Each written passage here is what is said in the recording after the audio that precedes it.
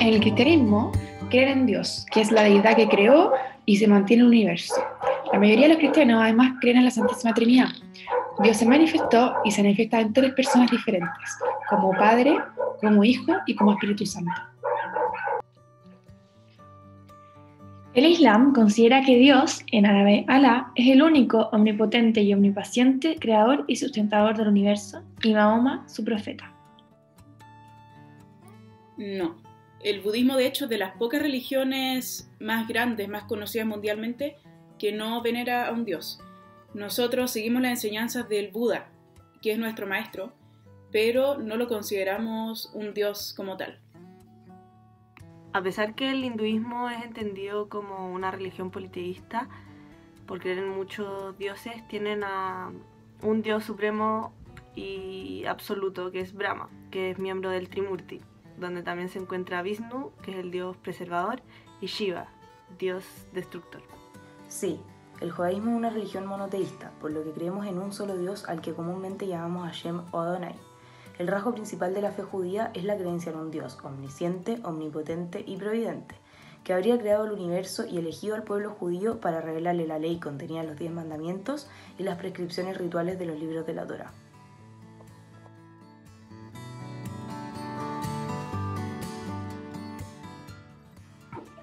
El templo más sagrado del cristianismo está en Jerusalén, llamada la Iglesia del Santo Sepulcro, también conocido como la Basílica de la Resurrección o la Iglesia de Anastasis. Aquí es donde, según tradición, aconteció la muerte y la resurrección de Jesucristo. Para los cristianos creyentes, es un destino excepcional de peregrinación en la que se recuerda la pasión, convirtiéndose en una de las experiencias espirituales más apasionantes que quienes profesan esta religión. Dentro de sus templos más sagrados se destaca el Masjid al-Haram, que significa mezquita sagrada, que es la Meca en la ciudad donde los musulmanes tienen que peregrinar por lo menos una vez en la vida. También está el Masjid al-Najabi en Medina, que es la casa donde vivió Mahoma. También, tercero, es la mezquita de Al-Aqsa, que es el lugar donde Mahoma ascendió a los cielos. Y por último, el Kaf en la Meca, de Arabia Saudita, que es el lugar más santo del Islam. Al-Qibla es la dirección a la que apuntan los musulmanes durante su oración y es la dirección desde cualquier punto del planeta hacia Kaaba. Nosotros tenemos templos budistas, que son los lugares donde nosotros rendimos nuestro culto y para nosotros representan la tierra pura. Sin embargo, hay 4 sitios importantes que para nosotros son especialmente sagrados. El primer lugar es Lumbini, que es un pueblo que está en Nepal, que es donde se dice que nació el Buda. El segundo lugar es Bodh Gaya, que es el lugar en donde Buda alcanzó la iluminación después de estar 49 días meditando sentado bajo un árbol. El tercer lugar es Sarnath, que es el lugar donde Buda dio su primer sermón después de la iluminación. Y el cuarto lugar es Kushinagar, que es donde Buda murió a los 80 años. Sí, hay varios templos con distintos estilos, distintos tipos de templos, donde la mayoría son dedicados a un dios. Esos templos los llaman mandir o mondir.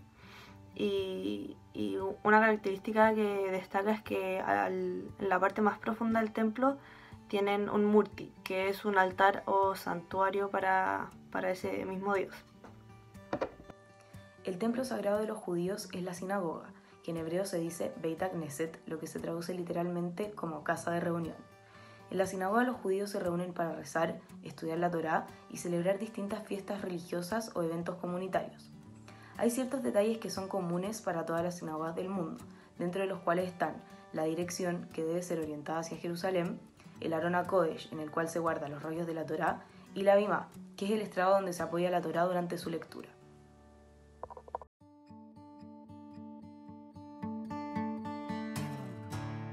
El origen del cristianismo está basado a partir del judaísmo, específicamente de Jesús de Nazaret. Jesús fue concebido por el Espíritu Santo a partir de una joven judía llamada María. A los 30 años, él se manifestó como hijo de Dios y luego de ser bautizado, profetizó junto a sus 12 discípulos.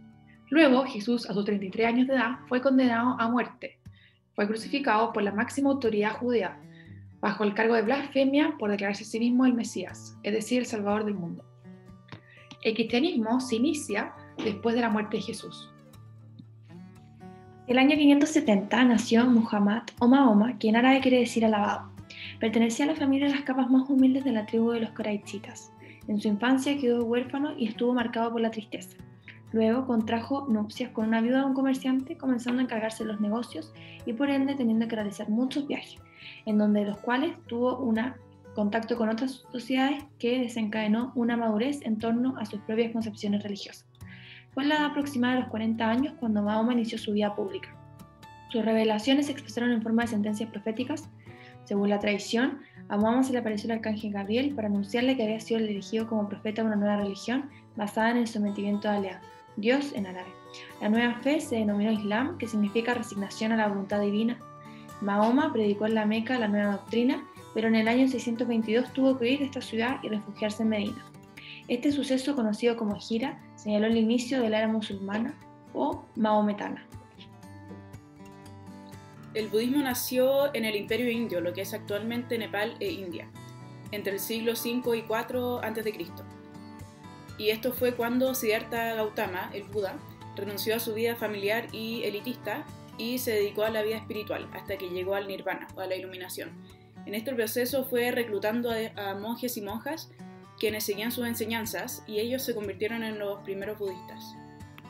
Esta religión se originó en India como un sincretismo con el brahmanismo.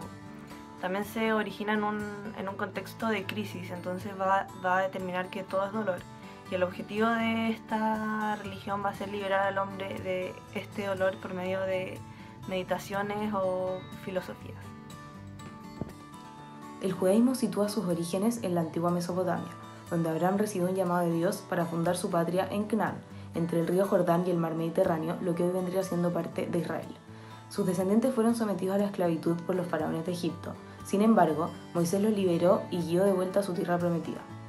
Posteriormente, Dios le entregó a Moisés en piedra los 10 mandamientos, dando así origen a la doctrina judía.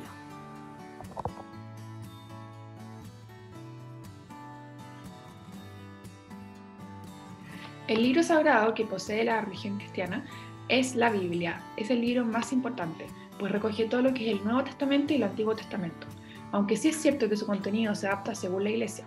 La Biblia ha ido modificándose a lo largo de los años, como el Concilio de Trento, por ejemplo.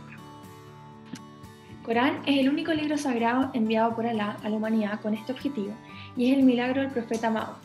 Ha sido revelado en árabe día por día al profeta Mahoma y trasladado ininterrumpidamente en las próximas generaciones. El budismo no tiene un texto, un libro sagrado como tal que se pueda asemejar, por ejemplo, a la Biblia o al Corán. Sin embargo, sí existe una recolección de sentencias y sermones del Buda que adquieren importancia en la religión, pero dependiendo de la rama del budismo, porque el budismo tiene varias ramas distintas y algunas ramas le dan más importancia a estos textos que otras. Bueno, no tienen un texto sagrado, sino tienen un conjunto de textos basados en la literatura védica, donde principalmente están los 4 libros Vedas, que son una gran cantidad de himnos a los diferentes dioses. También se destacan los Upanishads, que son meditaciones místico-filosóficas, y también están los Brahmas, que son comentarios sobre los Vedas. El libro más sagrado para el judaísmo es la Torá, lo que algunos cristianos llaman el Antiguo Testamento. Está compuesto por los 5 primeros libros de la Biblia: Génesis, Éxodo, Levítico, Números y Deuteronomio. Estos libros son conocidos como el Pentateuco y están divididos en 54 secciones llamadas parashot. Los judíos leemos una parashá distinta cada semana en la sinagoga.